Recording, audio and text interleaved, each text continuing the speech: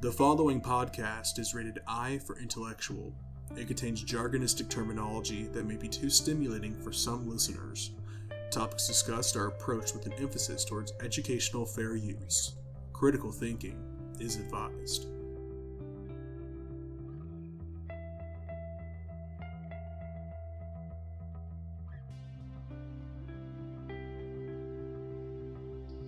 Hello, this is Dr. Garrett Castleberry, Associate Professor and Program Director of Communication, Media, and Ethics at Mid-America Christian University.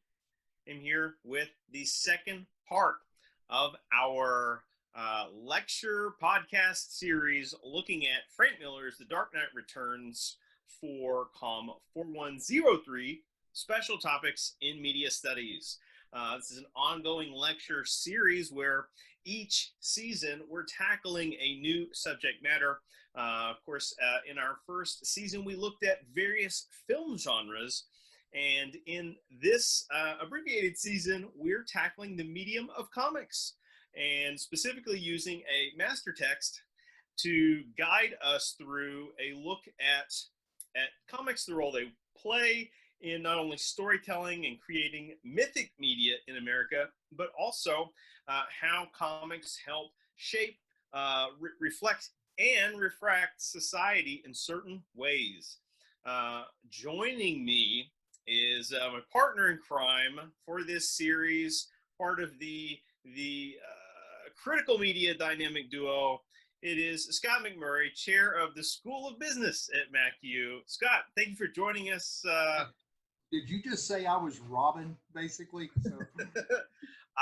We didn't compare tights prior to recording here, so I can neither confirm nor deny.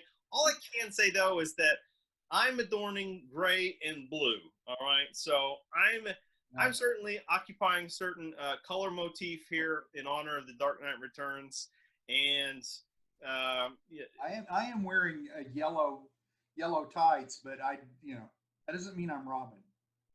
Well, it's apropos because we're going to get into some discussion about Robin. It might be an opportunity not only to talk about the Robin of this context in the text we're examining, The Dark Knight Returns from 1986 in DC Comics, but also talk about the history of Robin, the legacy of Robin, the plurality of Robins.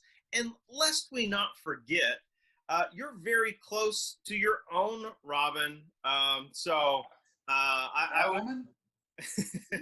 I would say you've kind of got that on lockdown, right? So I think she's here in the bat plane. Do you want to come out of the bat plane and say hi?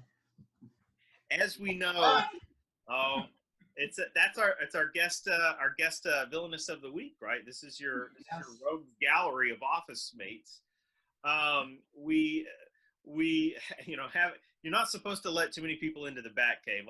That's a secret. That's a part of the superhero's secret identity that it bugs me when writers break it too much, and particularly in the Bat canon.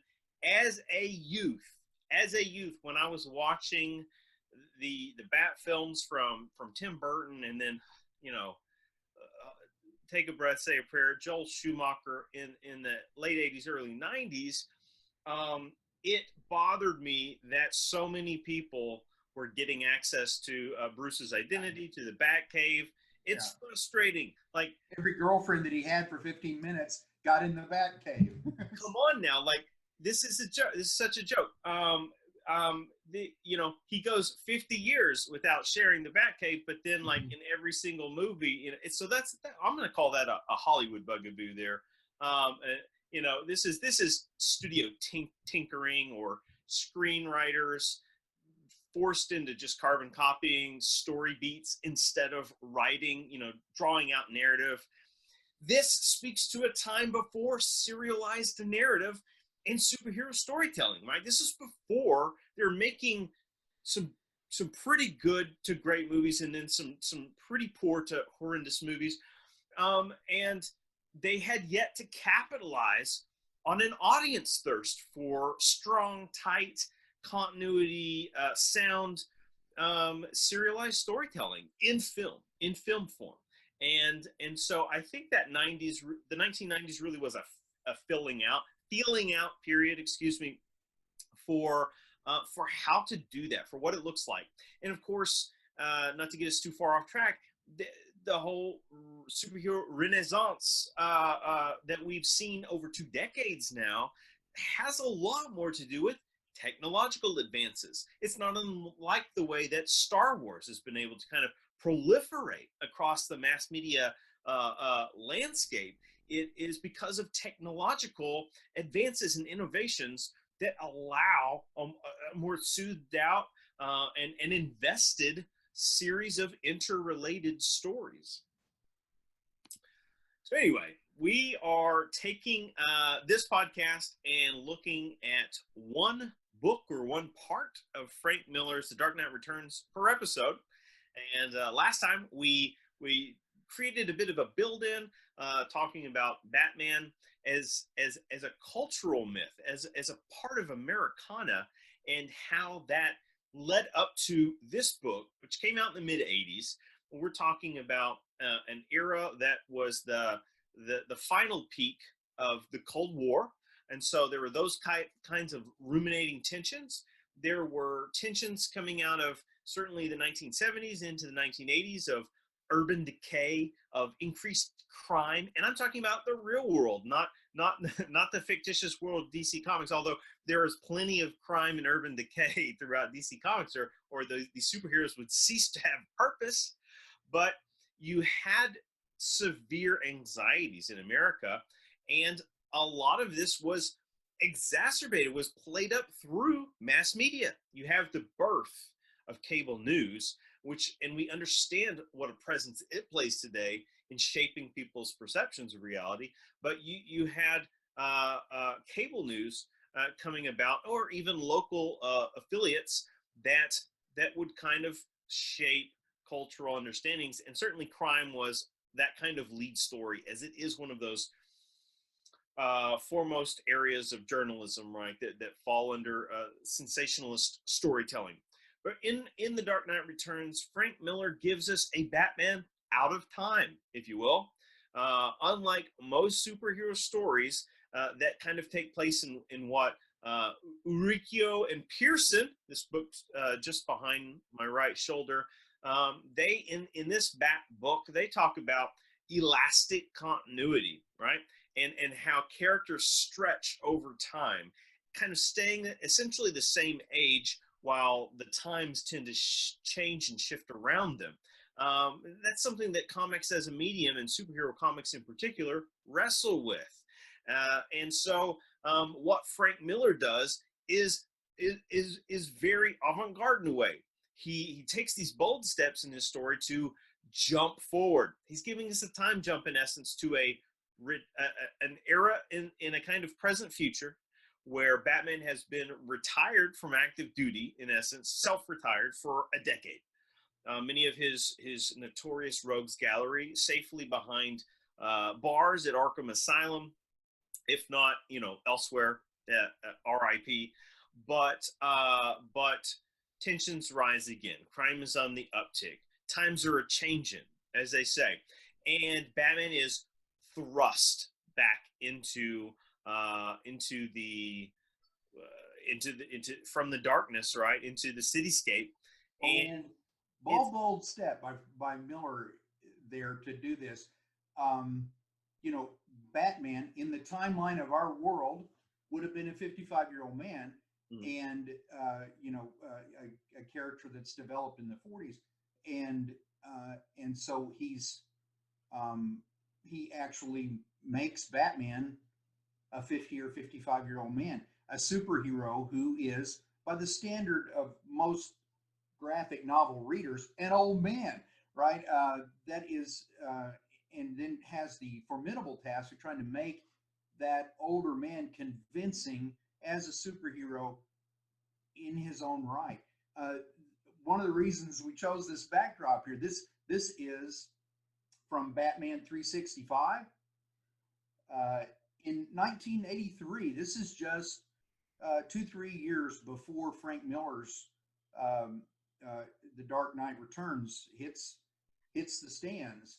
And you can see that, so here very contemporaneously, and more or less continuously back to the beginning of Batman, even though some of the various characters that Batman associates with change over time, Batman himself is still this 30-year-old, 30-year-old man. You see right here, I'm perfectly physically fit, completely competent, hasn't really aged a bit, and and nor nor did nor did these the people who wrote this particular comic book want him to, because they perceived that their audience wanted Batman to stay the same. Um, Even the whole tone. This is, if you read this comic book and all the comic books basically dealing with Batman up until you get to Frank Miller, you have a very conventional sort of narrative that's told mainly from one point of view. Somebody will get in trouble and then Batman will go and save him, and the story switches from them to Batman and comes back. It's there's virtually no sort of third party commentary like we get, and this is the Batcave, which is a lot closer to the 1966 Batcave that you saw in the last video than it is to Frank Miller's Batcave just 3 years later, which is a horrifying place. It is a black hole full of bats that the boy Bruce Wayne falls into as a youth, uh, ostensibly psychologically damaging him for life and turning him into the Batman. And so it's not a nice place at all. This is kind of a clean and cheery primary color version of the Batcave with the Bat plane and the other Bat appliances that are kept there. So it's just the comparison as we go forward of how the Batcave is represented, I think would itself point to The Dark Knight Returns as a very seminal work. It almost completely reimagining from the ground up the primary character. In the first episode, I talked about how Batman went through these various eras or incarnations, in essence, that matched the tone of the culture in which they were produced. Batman started off as quite the noirish figure. He was a little bit brutal, but he was kind of that dark detective. Upon initial origin, in fact, his first appearance was in Detective Comics. It wasn't until the following year or so that Batman outright the comic premiered, and so this worked for a time until comics needed to be sort of corporately sanitized for American purposes, and there was a great scare in the early Cold War about a concern that comics were corrupting the youth, to use such a suggestion. And I do have a fantastic little mini documentary video about the corruption of the youth in comics that I plan to share with our students in the class, who was classified for a time but is now available for public consumption.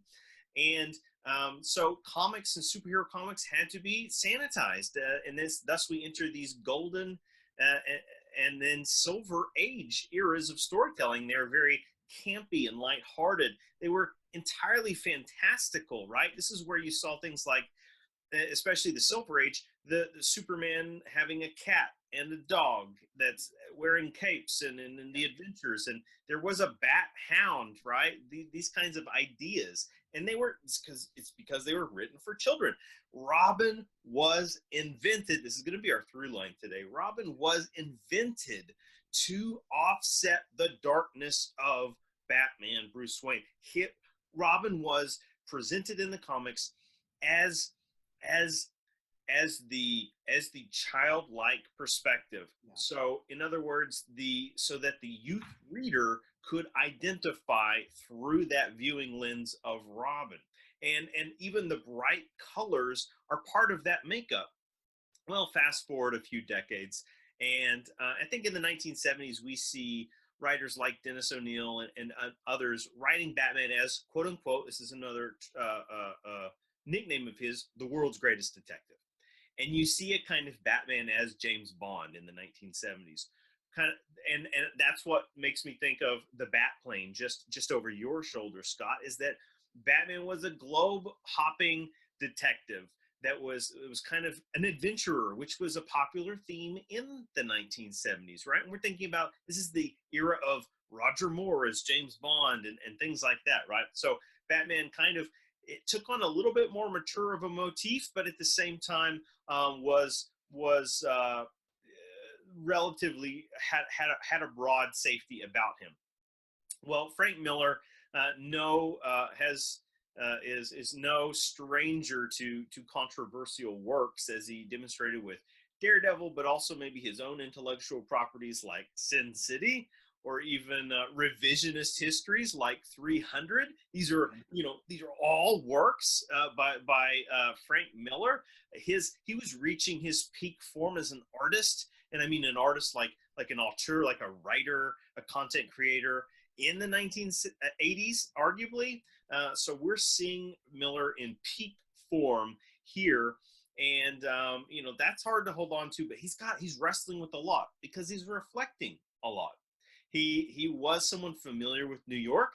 This was a city, as we talked about last time, that was experiencing a kind of underbelly prominence. Right, crime was high, concerns were high, taxes were high, I'm sure, and solutions were few. And so, what better template with which to draw on to bring a kind of grounded realism? And I know that sounds absurd, but a grounded realism to this idea of the superhero narrative. And despite some of the gonzo style artwork that we do see in The Dark Knight Returns, and you even make mention in some of your written notes about the grotesquerie, the grotesque nature, about some regarding some of the artwork, and I think that's accurate, and I think Bakhtin agrees with you. But you know, he wants to take on real problems. Mhm. The problems of crime, especially in New York City, the cities on the coast, but the old cities on the East Coast, New York and New Jersey and Baltimore and places like that, had a horrible problem in the 80s, and were just not safe places to go. More like we would think of some place, uh, um, in a not very safe country today, for those of us who are living here in the middle of the country, and for good reason. The crime was really high. Crime seemed to have an ascendancy, and they were dirty. There were a lot of problems with city services. They seemed to be cities in decay.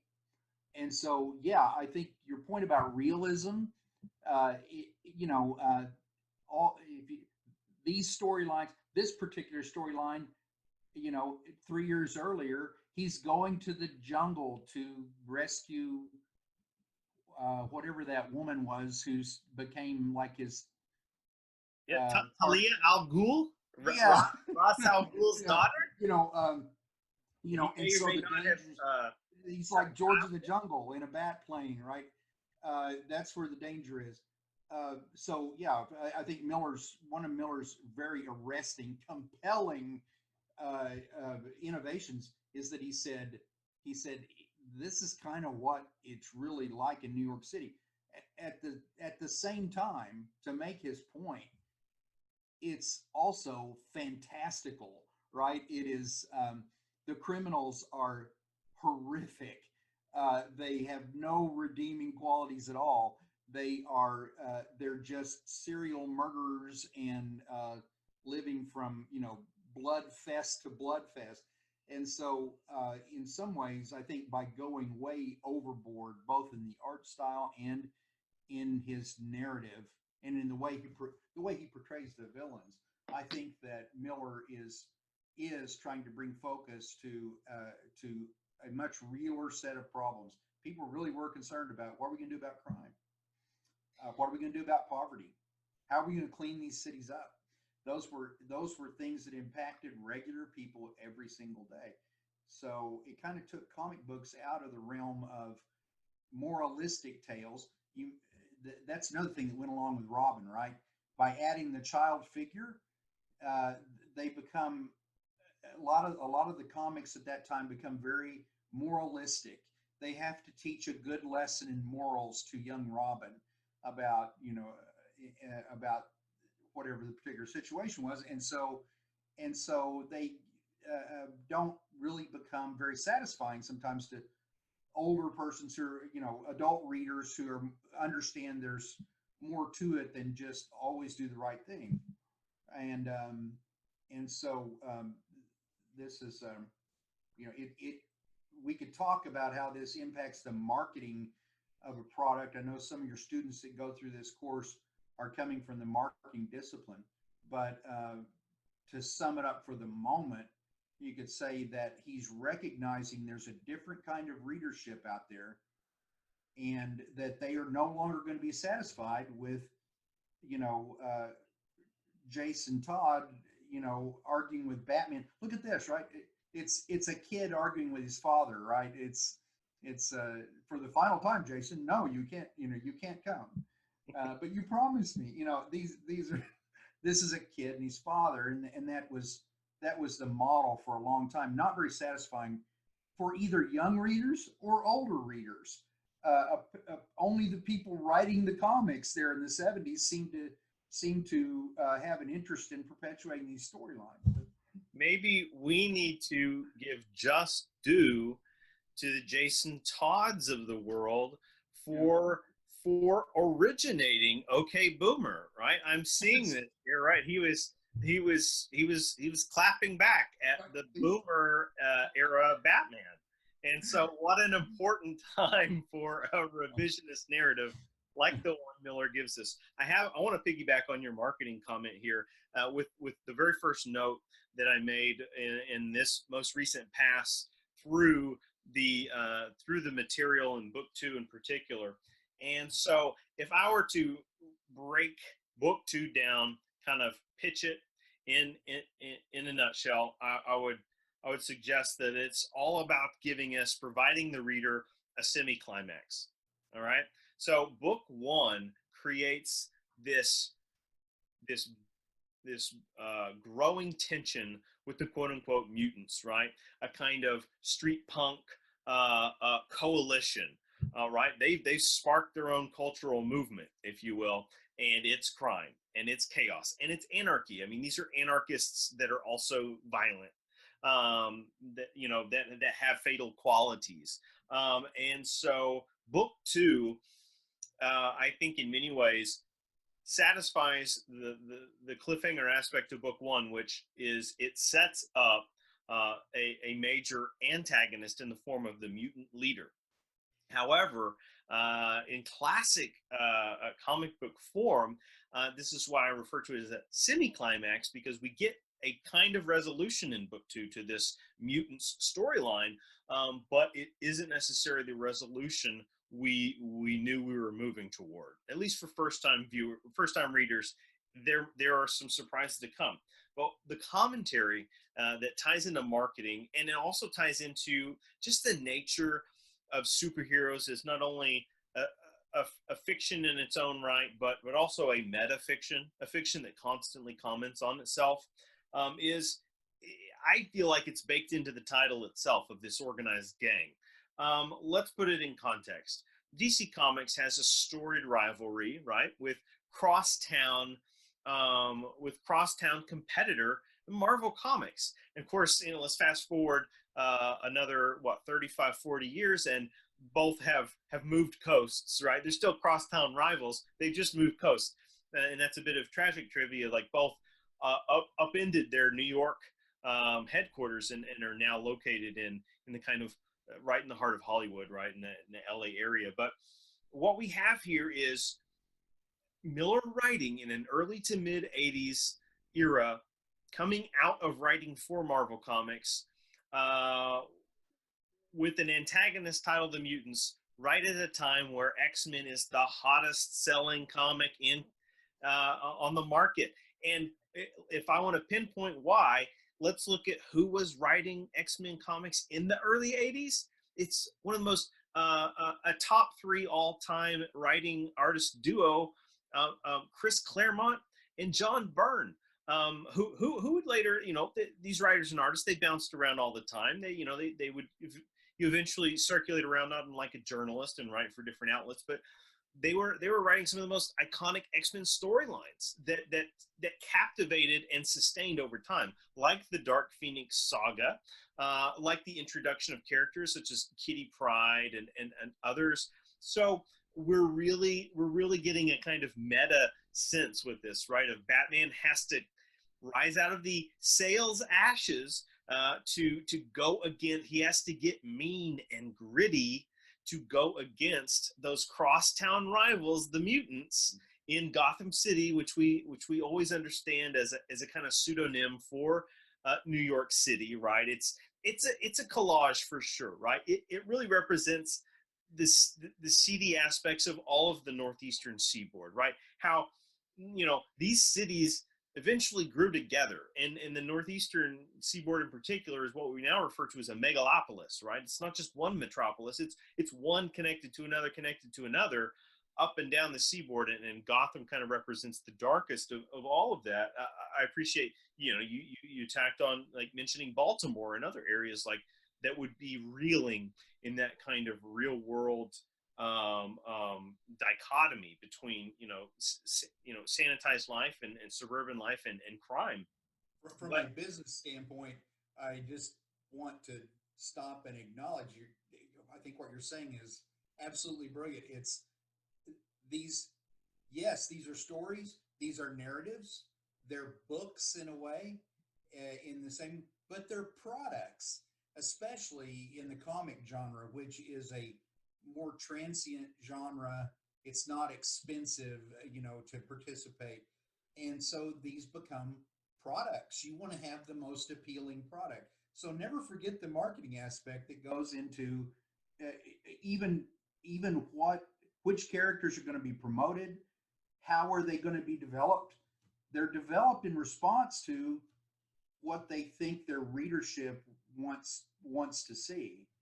And so this is one of the reasons this really resonated with so many people in the 80s is because Miller was using Batman to talk about problems that people were really concerned about. Nobody's really concerned about those villains that live in the jungle, right? So, Yeah. but crime was a big deal. To use the crosstown example once again, I mean, only a few months later, DC pulled John Byrne over from Marvel Comics, and he helped them do a soft reboot of Superman. There was a John Byrne focused Superman kind of reimagining, and it's received some praise over the years and made some bold choices, but it was no Dark Knight Returns, right?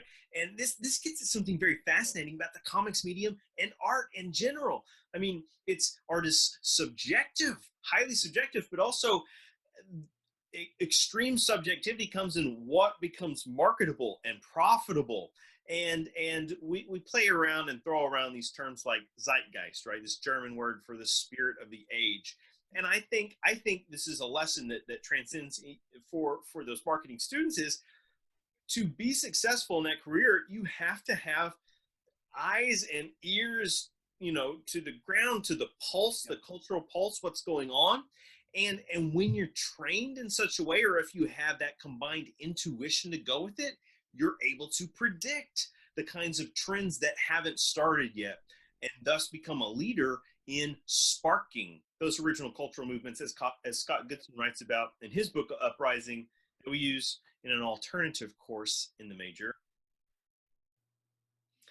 The title of book 2 is The Dark Knight Triumphant, which is very interesting because Miller once again does a great job, I think, of building tension throughout the book that leads you to believe this old Batman is as a has-been and cannot succeed, right? That more than anything, he's on a suicide mission because he can't compete with the young guns, right? This is, as you pointed out in our first episode, Death Wish, right? For the superhero age, he's drawn the face of old Bruce in this book looks like Clint Eastwood. And so we're seeing this kind of dirty hairification of Bruce Wayne and Batman.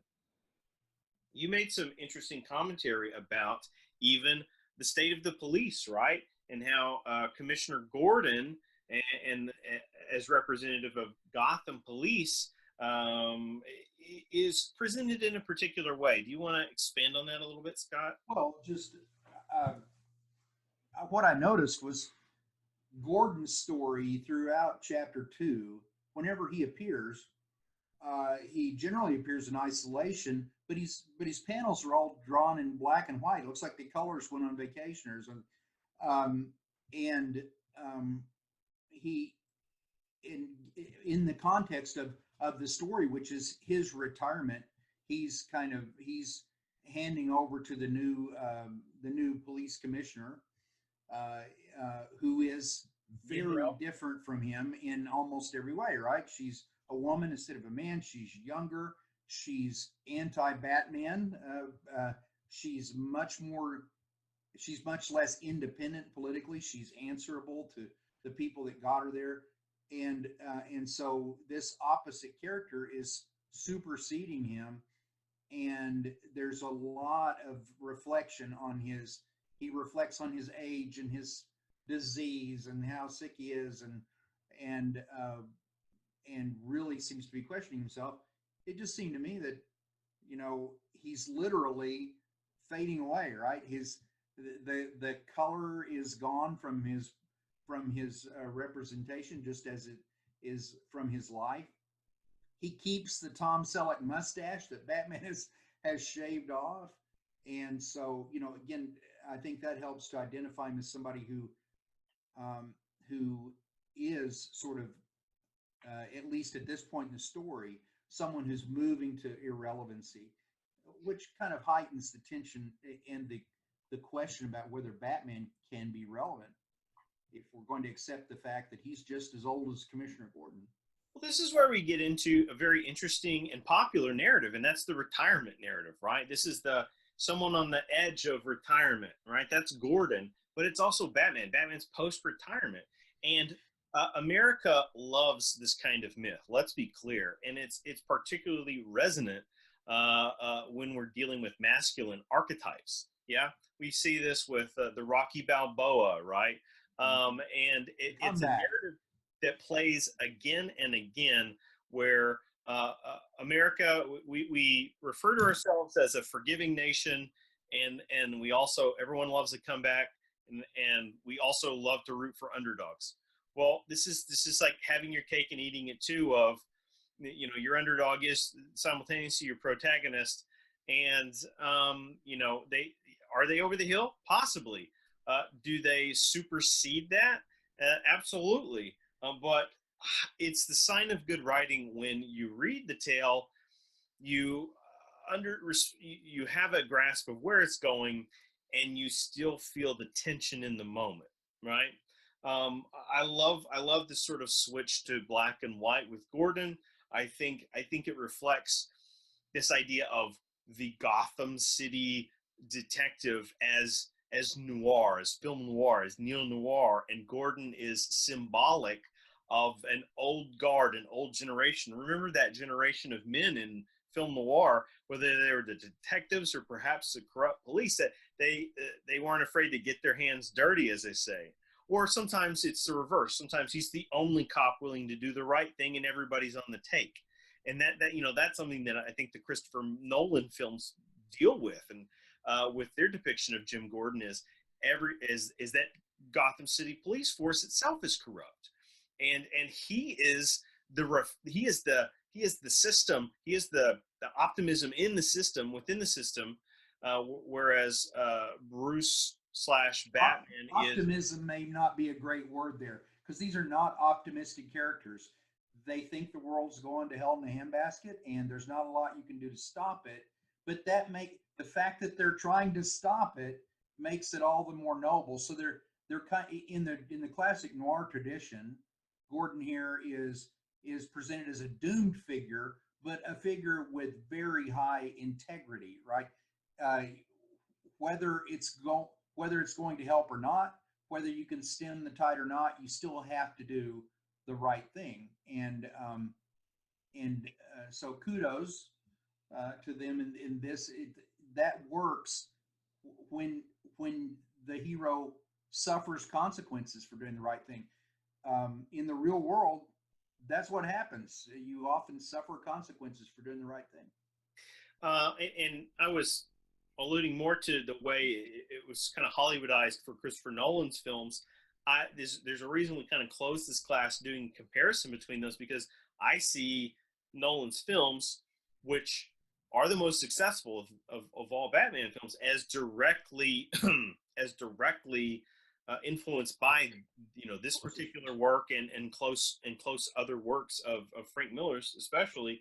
But so you do draw us back to importance about the depiction in the book itself, and that's that noir heroes are anti-heroes, that they are fatal heroes often.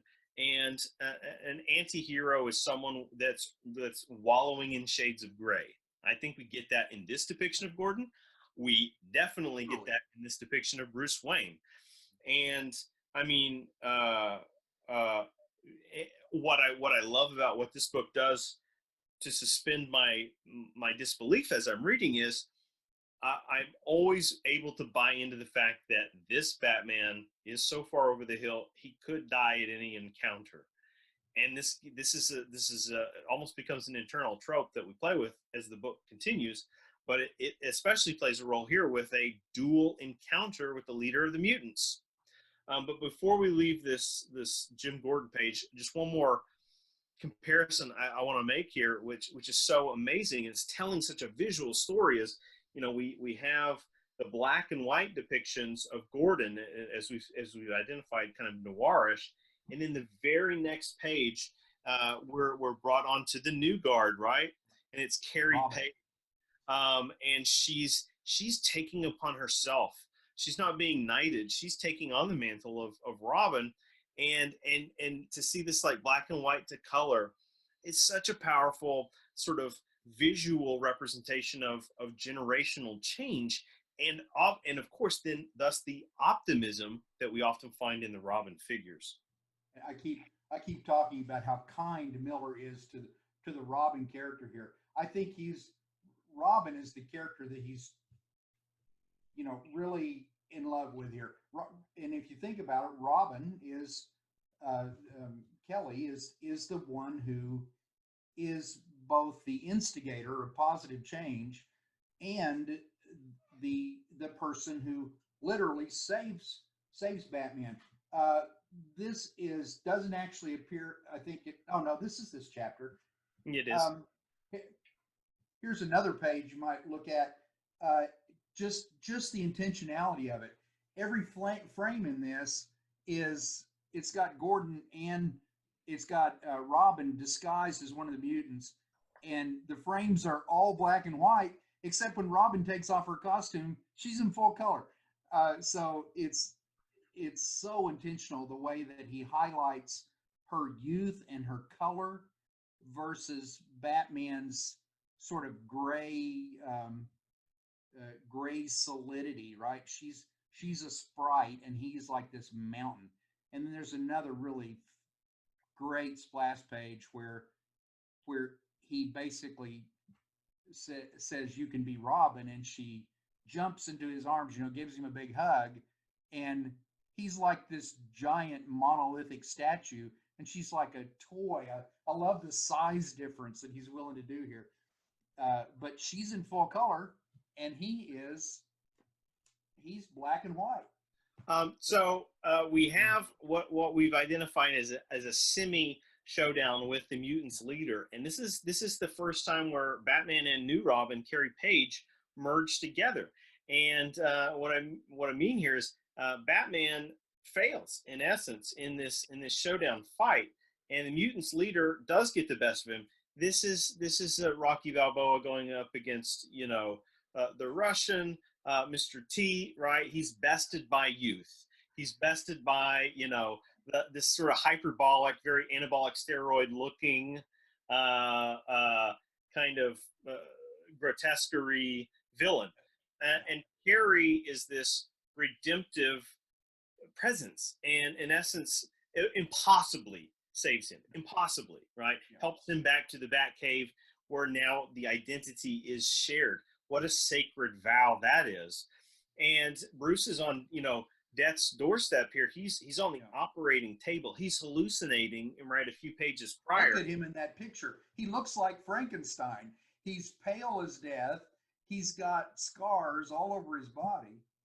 But he's, he's kind of once again able to travail, but not without going through the cycle of his internal psyche, including a splash page of the Batcave that looks like a Rorschach, right? So there's that psychology of the character is omnipresent in so many Bat books, but it doesn't look like my Batcave, I can tell you that. he has accepted the need for others, and I think that's a crucial ideological psychological condition for Batman. Is he's at his best when he knows he needs others, and when he's at his most isolated is sometimes, there's a vulnerability to that state as well, because when he lacks trust is when we see the kind of Batman that's ultra paranoid and can lead to, ultimately, decisions that put him into question, that may force him into self isolation or, recluse state. But when he does kind of, again, he was on the operating table at death's doorstep. When he emerges, I love your comparison. It's Frankenstein-esque. He's returned here. This is the girl in the flower, right? Frankenstein by the water with the girl in the flower. But also, I think this gets at some commentary Miller's having, and that's he's wrestling with some gender politics here.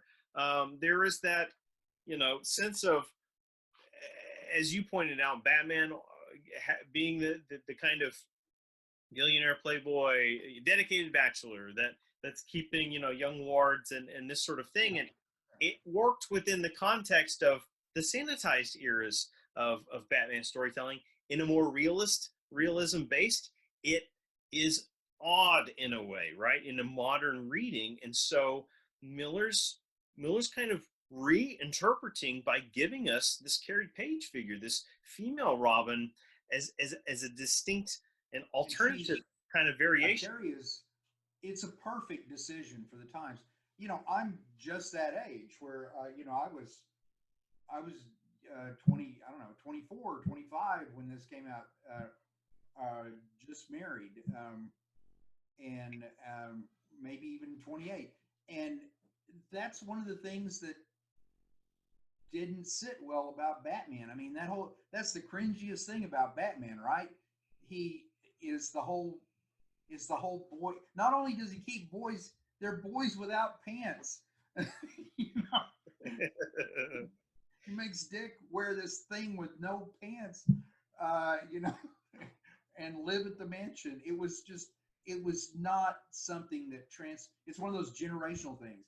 And any product, including Batman, has to move to new generational priorities and new generational sets of values. That was just not a good look at that time. Maybe it's because we're more cynical, maybe because we know too much, but that kind of a relationship, that kind of a ward, the whole idea of a ward was just not something that could have been sustained well into the 80s and beyond if they had insisted on keeping it the same way.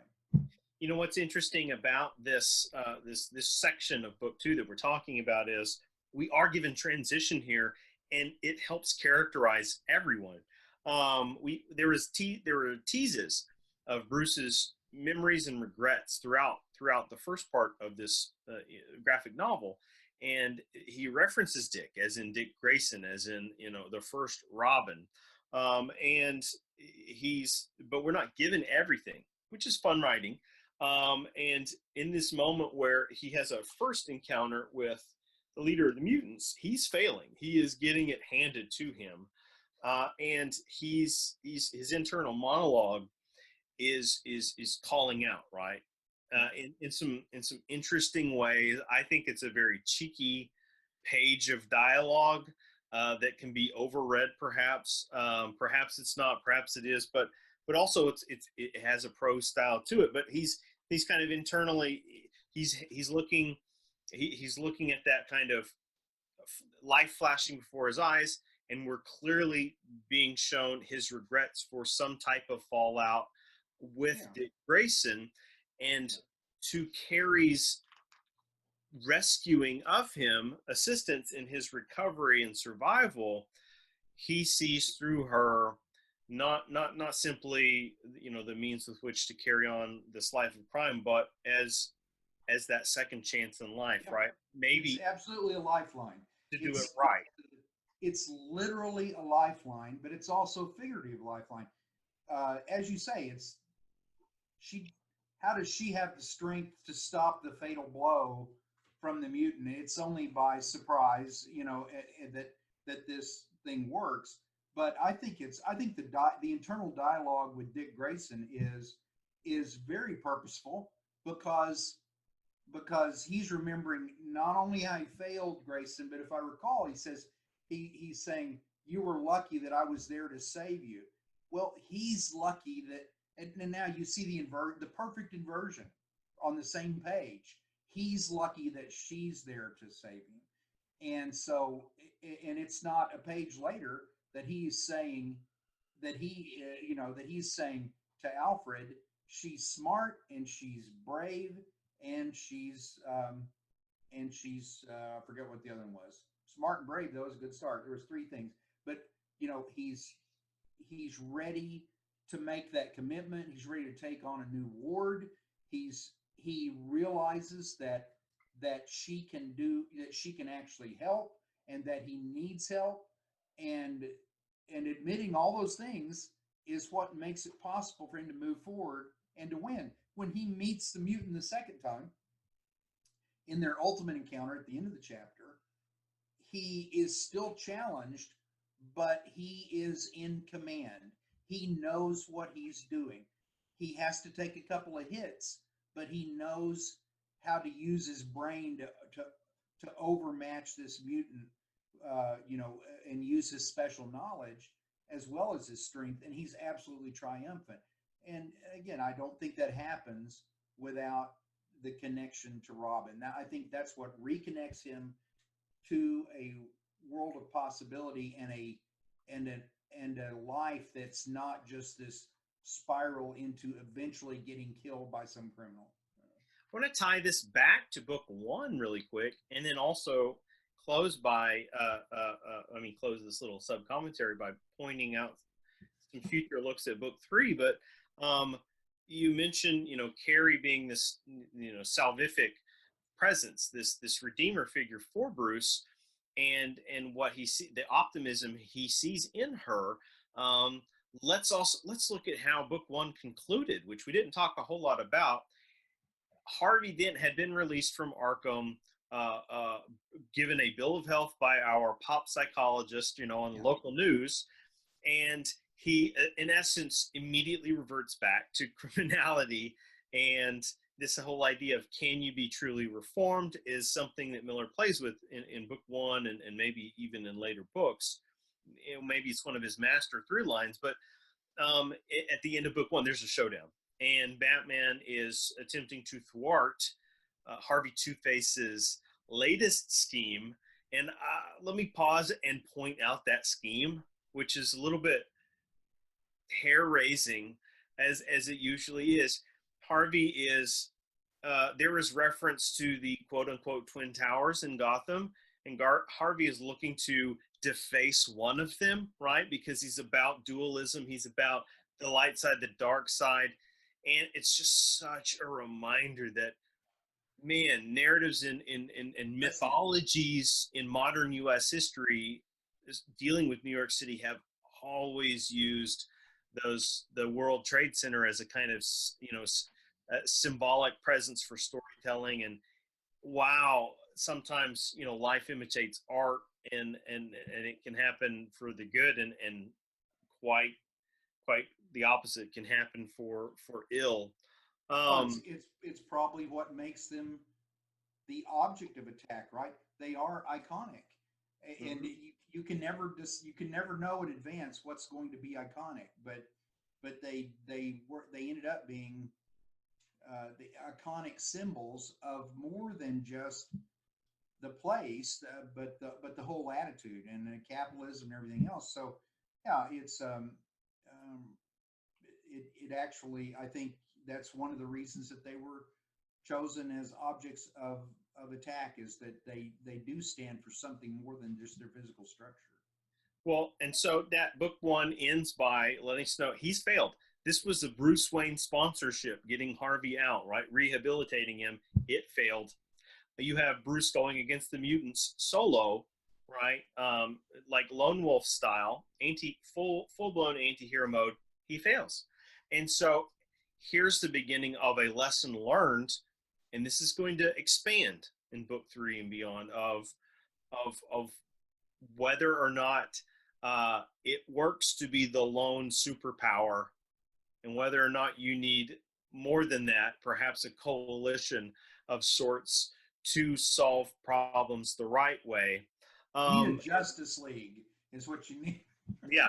Well, speaking of, there is, we talked about this page with Carrie helping Bruce on the operating table. But just before that, we get a cutaway. That's a little That's a brilliant. And this is amazing. We have essentially, we're shown the White House, and there's conversation going on, dialogue. We don't get to see any faces. And this is, once again, pure comic book storytelling. We see the American flag, though, and we're able to read in and infer a dialogue taking place. But I love how the American flag morphs into, but never shows us the full thing, but we can intuit. Would you believe I read this twice before I caught that? And when I caught it and saw what it was, the logo, I thought, oh my gosh, that's brilliant. It's a brilliant montage. So for as low res as sometimes the artwork is in the book, there's some brilliantly played beat that just highlight the verisimilitude of graphic storytelling. And we have that American flag morphing into a very familiar crest, the S symbol, right, which we'd identify with Superman. And Bruce received a voicemail, right, from Clark in book one that I think went unreturned.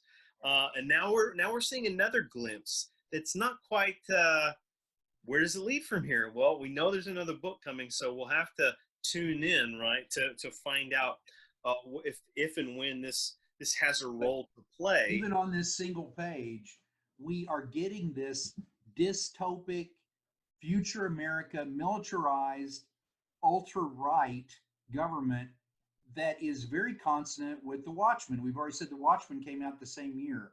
And in The Watchmen, of course, it's Richard Nixon retains the presidency for as long as FDR did. And we're waging all sorts of unjust foreign wars. And the superheroes in The Watchmen, some of them and many of them have been co-opted to support that. And so just in this one page, this is something new. At least it's the first moment that we have any clarity about it in the storyline. And so this is a point where we can see that there's going to be something that needs to get resolved between Superman and Batman. There's always been this dichotomy between Superman and Batman, right? The superhero who is overpowered, who really can't be defeated, versus the guy who just has a lot of tech and who is, very determined. And so it's Miller's connecting into this tension and taking it in a really weird direction. You're absolutely right, and I want to expand on what you're saying here. Superman and Batman, these are dichotomous heroes. Between Superman, floating overhead in the skies, hovering, surveillance, to Batman in his cave. This is Olympus and the underworld, right? These are the gods, these are the demigods, and Superman, overpowered, has these Zeus-like qualities to him, whereas Batman is very much a creature of the night, so an underworld presence, right? He is He is And there's staunch. the psychological component. Superman is squeaky clean. He's moralistic. Oh, He absolutely. stands for truth and justice in the American way. Batman is conflicted. He's he is psychologically damaged, and so there's that dichotomy as well. And what I want to say, and it's kind of like Harvey Two-Face here, is these are two sides. I'm tying this to our course theme here, our course theme, mythic media in America. These are two sides of America. Superman represents the kind of immigrant-based optimism, right? These are two ultra qualities of Superman. He is both an alien immigrant. He is always eternally optimistic. Thus the sunshiny depictions and presentations of Metropolis, whereas Batman is the cynical side. And of course, he's highborn, right? He's born into wealth, and kind of a man of industry, Wayne Industries, that he oversees. So we have all of these just rich layers of American history and culture and socioeconomic establishment, even division, provided in these characterizations. And I think in week one of our class, students were struggling to kind of grasp the ties between mythology and superheroes and mythology in America. And when we start to peel back these layers of a text like this, we're really able to understand just how much they kind of reflect goings on in the real world. I do have with me a copy, right? The absolute edition of Watchmen. Wow. Upside down here. Impressed. And it is beautifully. I sent you back $99. I know for a fact. I've owned it for a while. It's probably like a graduation gift to myself from master's program or something like that. At least I tell myself that. So Watchmen, written by Alan Moore, who's a citizen of the UK, right? And he was, while his narrative was kind of projected at, as you point out, that a Nixon era regime, right? A sort of alternative world where Nixon was elected president, then never left office. And here we are with heightened Cold War tension and superheroes in the 1980s. And that's where the context is. But he was feeling that kind of libertarian critique against Thatcherism, right? Over in Great Britain, just like the US, for many kind of on the liberal side of politics or the ideological spectrum, were not the greatest fans of the Reagan administration, of that kind of overwhelming deregulation, or a sort of sense of mass mediated jingoism, right? That he was so well at cultivating with the American public, right? To great success, to a historic re-election, in fact. So we get this tease of Superman representing this, and there's more to come. And fortunately, we'll have part 3 of our discussion to unpack. But maybe one final, a couple of beats I want to tag on here at the end would be, okay, after following the showdown between Batman and the Head Mutant, we have a reemergence of a depiction of mutants as they're being shown on, of course, news, like a news interview, a B-roll cutaway, and we see for the first time a mutant that has changed his face paint a little bit.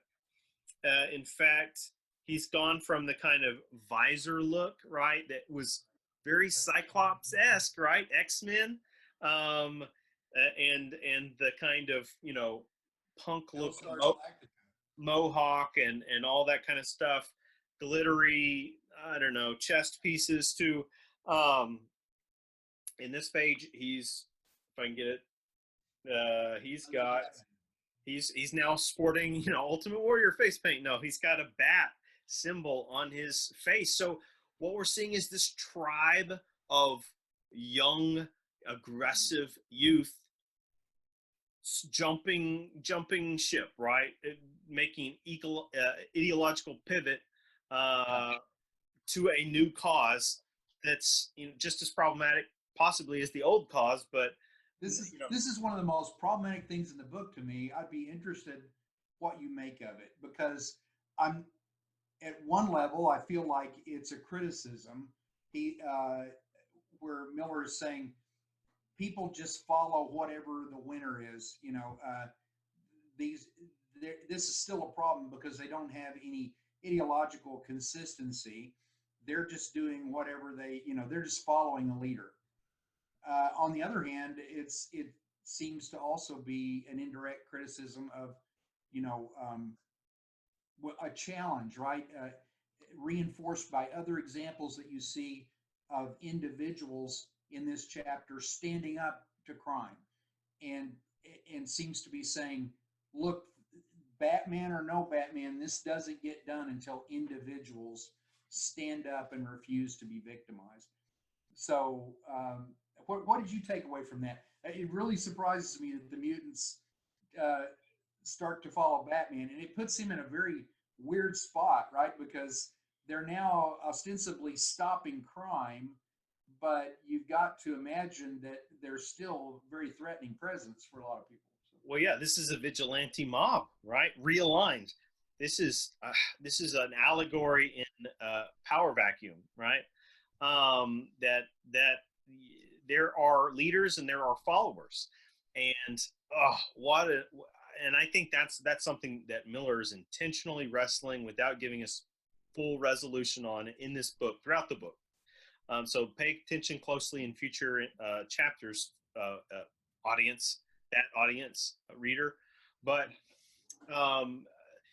this is the idea of like, what is vigilante violence, and beyond fantasy and catharsis, how troublesome is it, when actualized? Well, I think we see very tragically too often in news today, right? What happens when people try to go vigilante and start cleaning up their neighborhoods and things like that.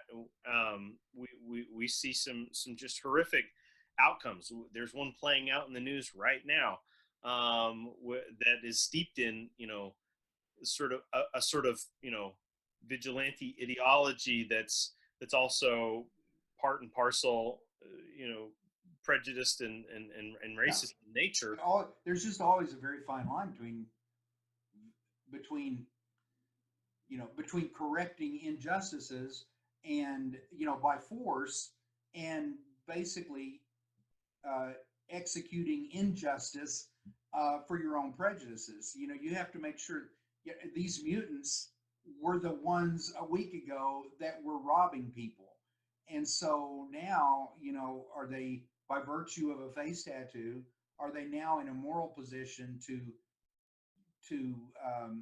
say we're worthy to judge whether you're a criminal or not? It's swampy, and he doesn't run away from this. It's an intractable problem. If we go too far to one side, we end up with the psychologist, who's a big villain in this story, who manages to take all crime, all evil, and turn it into something that's not an individual responsibility. And he's the dupe, right?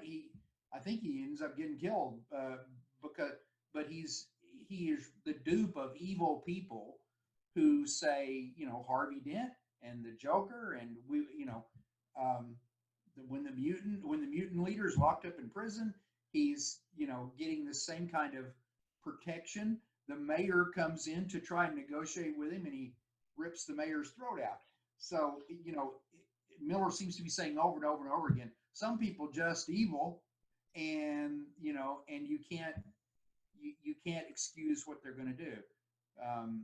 The mayor does get whacked in a very Godfather-esque encounter, and I think it's part of, in terms of narrative purpose, it's helping re-escalate tensions in the city, right? To say to the reader, this is not resolved, right? The mutant leader is defeated. Things are still getting worse in a way. And so what is going to happen? We'll tune in, right? Next, same bat time, same bat book, next part. I want to tag on real quick because I think it's important. You right in the same section where he talks about where where we're introduced to this incipient corruption between the White House and Superman potentially, at least in the way that he's being controlled. We find out how the mutants came to be. How did the mutants get armed? Well, there's a general who sold them weapons. So it's a corrupt military official behind the rise of the mutants. And so he's really got a strong indictment on the American government, both the government and the military, and then in Gotham, the police are all under Miller's indictment for being corrupt and in some way indirectly causing these problems. Given the timetable of this release, I can't help but think about the U.S. selling arms to, Afghanistan and, Middle Eastern, Eastern or Western Europe, Eastern European nations. That's a good connection. I don't know exactly where this falls in relation to Iran-Contra, but pretty close. What's likely is that the rumor mills would have been circulating years before, it was full-blown like public knowledge or declassified this and that. But again, if reading the zeitgeist, having your ear to the pulse, here's what I would say. A final commentary, though, finishing up your question to me, I didn't want to be indirect about it, is I think Miller recognizes that superheroes kind of play in fascism, right? They're violent. Even the heroes, they're punching their way into resolution. That's fascistic. But to go one way and try to tell us as reader what he thinks and what his way should be, that's either it's either pandering to one audience or alienating to another.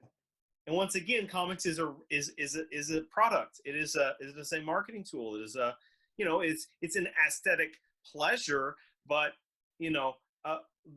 great art isn't trying to coerce as much as investigate and spark, right, reflection in the observer.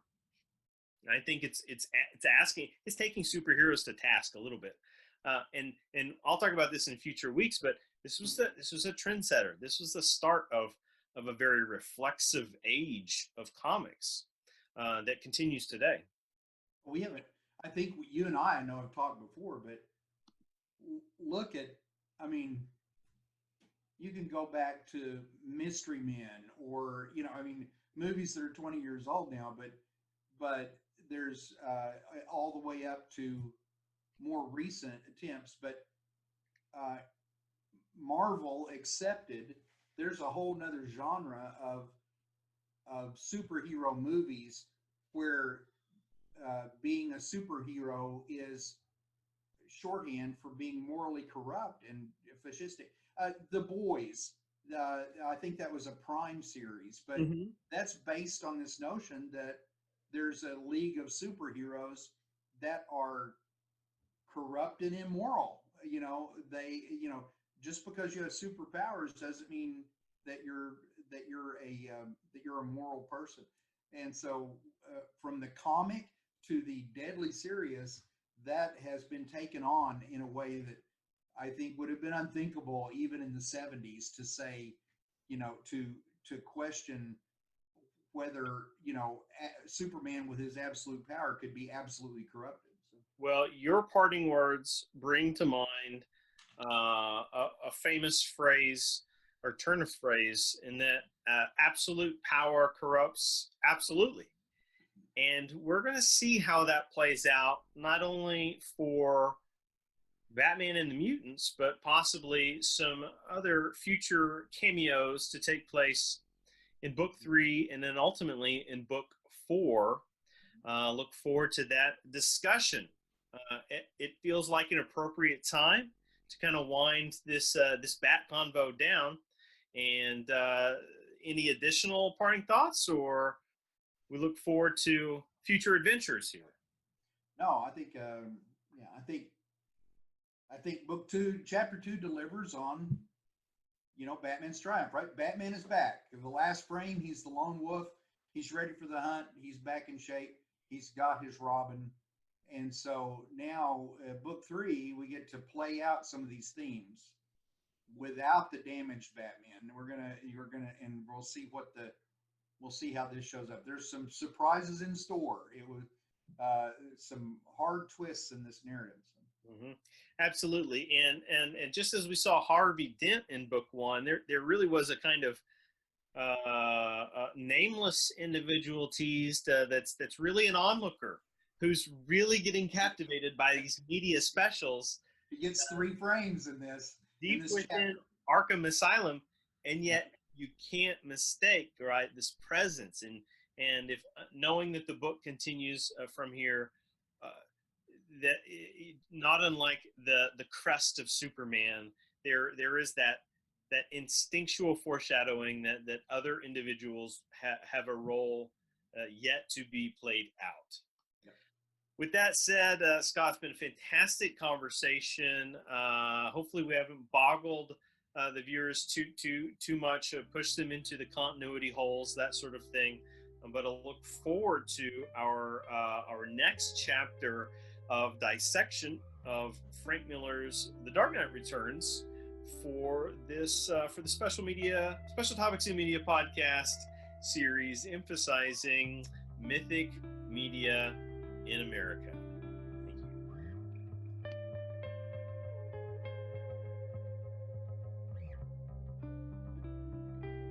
Special Topics in Media is a production in cooperation with Mid-America Christian University.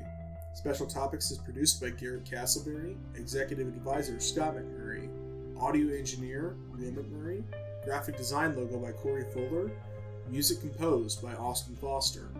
Special Topics is produced in coordination with the Communication, Media, and Ethics program at Mid-America Christian University.